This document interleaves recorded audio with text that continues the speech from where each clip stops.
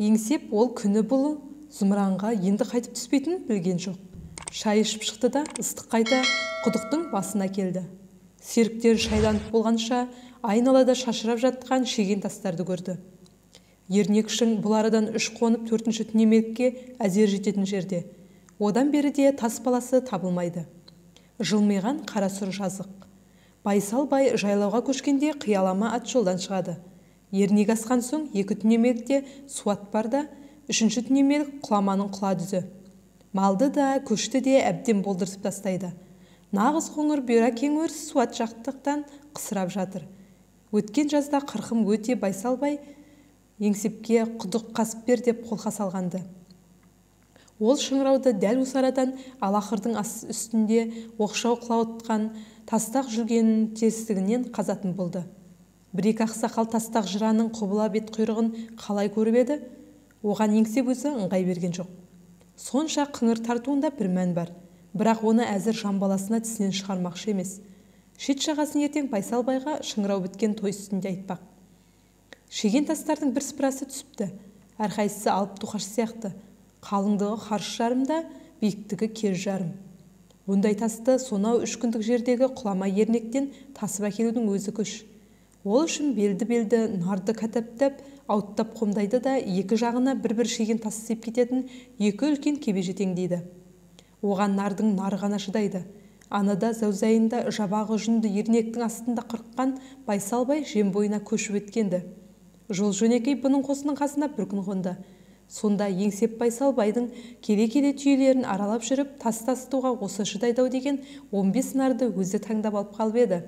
Қазір соны 7-7-тен кезек аттандырып тұр. Жылмиған 3-4 айнала ақшың ернекке тіркеліп таусылады.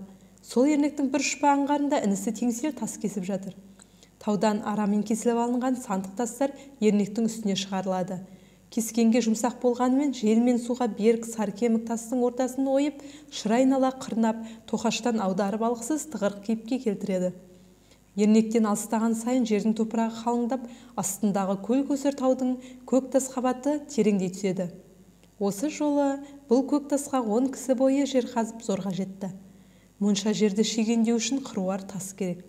8 нарды енді бір мәртебе жіберіп алса жетіп қалар түрі бар. Еңсеп тастарды көріп шыққан соң құдықтың түбінен алынған көк қиыршықтың үстіне құйрығын басып жүрелеп отырды. Мойнына күміс шынжырлап тағып қойған ақ мүйіз шақшасын алып, бас бармағының басына насыбай үйді. Сосын 2 танауына кезек-кезек тосып еді, ащы көк бұйра кеңсірігін дуылдатып, таңқ-таңқ түшкіріп жіберді. Күшті насыбайдан көзіне ыршып шыққан жасты жалаңаш білегімен сүйкеп тастады да, астындағы көк қиыршықтың бір уысын көсіп алып, алақанына шасып қарады. Құдық түбінен бұдан бір шай ішім бұрын шыққан көк қиыршық тас мынандай шыжып тұрған талма түсте түгел кеуіп үлгірмепті, әлі дымқыл. Су я бүгін, я ертең түске дейін шығып қалар түрі бар. Жалаңа шиығын күн шағып барады. Құдықтан 2 аттам жердегі киіз үйден гу-гу дыбыс шығады. Жігіттердің шамалда шайланып шыға қоятын түрлері көрінбейді. «Ау болсаңдаршы!» деп айқайлап қойды. Шай ішіп бусанып шыққан жігіттер қасына кеп насыбай түсті. Соңыра салқын түссе, ел қыстауға қайтып келе жатқанда Байсал бай құдық байғазы тойын қай жерде өткізетінін айтып таласты. Атақты байдың тойында жүлдеге түсетін жүйріктер мен палуандарды санасты. Байсал байдың бәйгеге не тігетініне сырттай тон пішті. Үстірттің үстіндегі ең терең, ең өрісі мол шыңырау осы болмақ. Шығыр тартқанда қаратан қазірдің өзінде 200 қадамнан асып қайтып жүр. Кешеден бері құдықтан шыққан топырақтың қиыршығы азайып, жентек-жентек саз ұшыраса бастады. Суының тұщы болуы да ғажап емес. Енді Еңсеп сол туырлық сазды түгел ойып біткенде, ар жағынан балдай тәтті тұщы су тесіп шықса, Байсал байханға сәлем берер ме?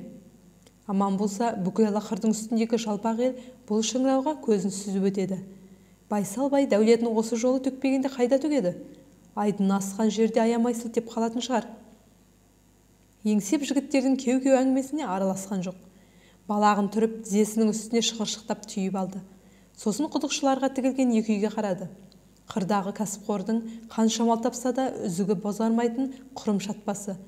Азын-аулақ тұяқпен бала-шаға ауыз судың басында. Оларды көрмегеніне деп біраз болып барады. 1 жылдан бері осы бір қызыл төмпектің маңынан шықпады.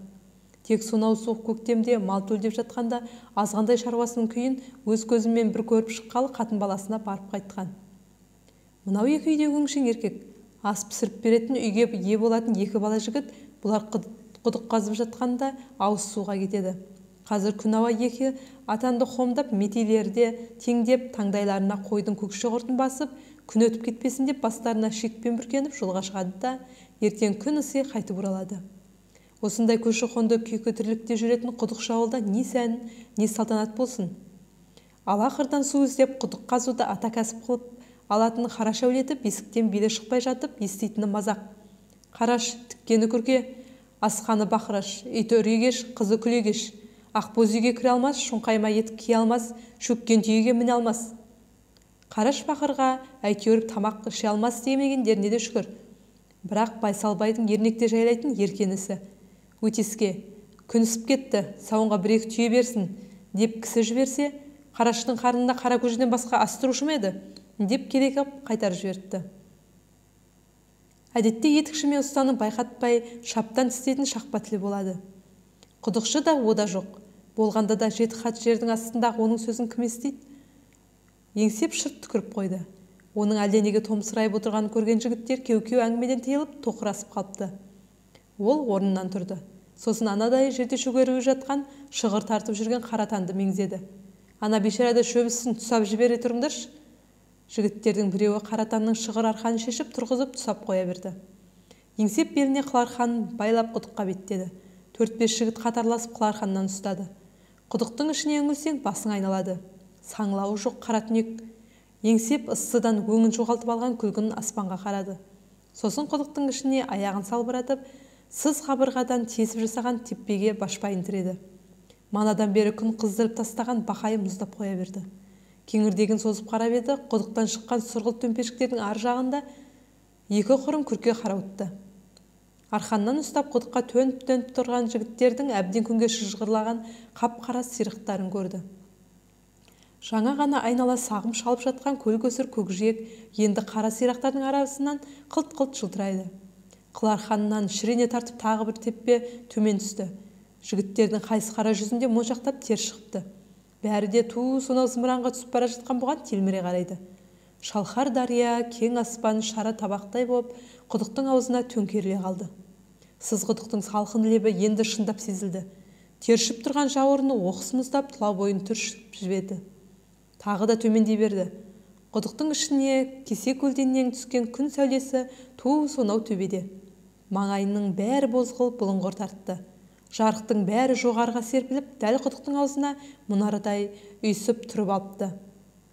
Сыз лебі манағдай емес күшейе түсті. Төмендеген сайын бақайы қарылып қатырып барады. Әдетте жоғары шыққанда бір теппе бектеген сайын көңілін өсіп сала берді. Көзін құдықта ашса да, жер астына әр түскен сайын бір жас қартайғандай болады. Аяғының астында сонау көзге түртсе көрінбес қара түнекте ол өмірі көрмеген бір дүлей аранын ашып, тісін сақ-сақ қайрап тұрғандай ту сыртына мұздай тер шығады. Қашан аяғы жерге тірелгенше төменге бір қарамайды. Көзі көкте болып жаңа ғана артында қалған жарық әлемнің сонау бір алақандай жұрнағына телмірумен болады. О да барған сайын кішірейе түседі. Құдықтың аузындағы жігіттер шыңыраудың түбіне бір тал шаштай болып, сымша тартылып созыла түскен жіп-жіңішке қыларқанның ұшына жармасып, тырбаң-тырбаң етеді. Топырақ таусылып көк тасқа жетті. Төңірегіндегі жаңағы бір қара көлеңке бұлыңғыр шарықта сарқылды.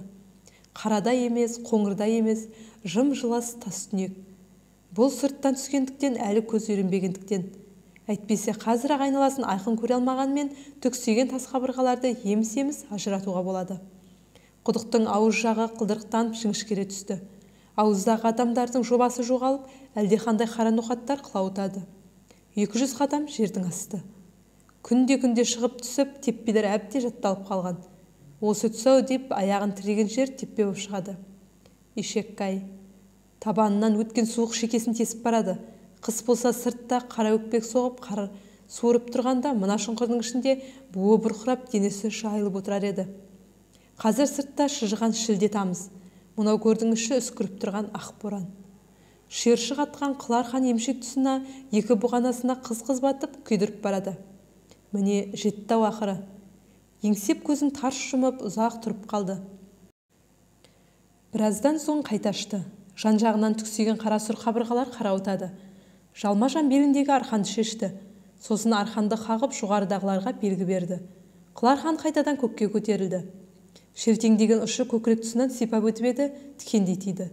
Әлгінде ғана 200 құлаштан ақстам түксеген сұр қара тас мелшиген меңіреу қара жердің астындағы оны еріктерімен, жер үстіндегі жарқыраған тірлікпен мұп-мұздай сұп-сұр қабырғаларды шыжыған шаңқай түстегі күннің оттай ыстық нұрымен байланыстырып тұрған қыл арқан енді 7 қабат жердің астына жалғыз тастап, өзі сонау иненің жасуындай сығырайма тесікке, жарық дүниеге қарай жаныға өрмелеп барады.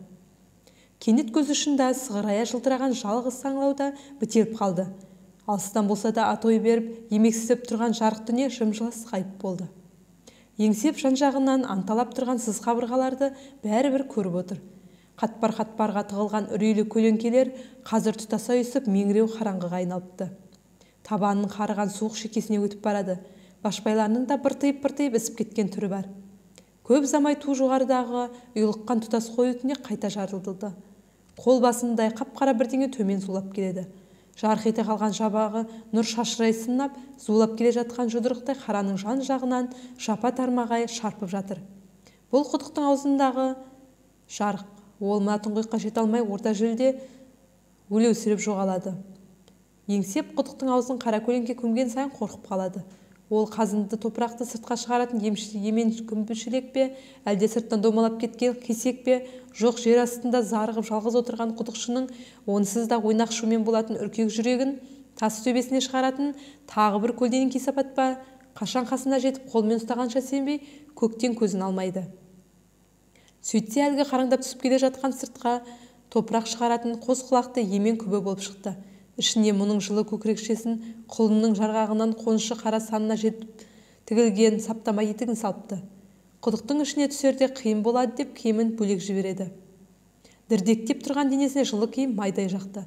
Жан-жағынан аш қасқырдай анталаған үрейде кейін серпілгендей болды. Қолына шапқысын ұстап түксиген сыз қабырғаны сипады. Шып-шып тершіп, су шығып тұрған ештеңесі жоқ. Бірақ қиыршық тастар әбден былбырап кетіпті.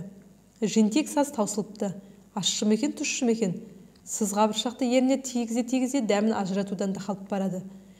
Оның қолы 40 қайтара істеп, әбден дағдыланып қалған үйреншікті жұмысқа кірісуі мұң екен, көңіліне 40 қайтара ойлап, 40 қайтара есіне алған, бірақ ойлаған сайын тереңдей түсетін тұңғиық ойлар қайта оралады.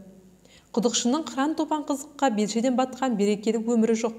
Түксиген сыз қабырғалар мен су қиыршық топырақтан басқа, екі иннен аждахадай айқара басқан көр қараңғыдан басқа көргені де шамалы.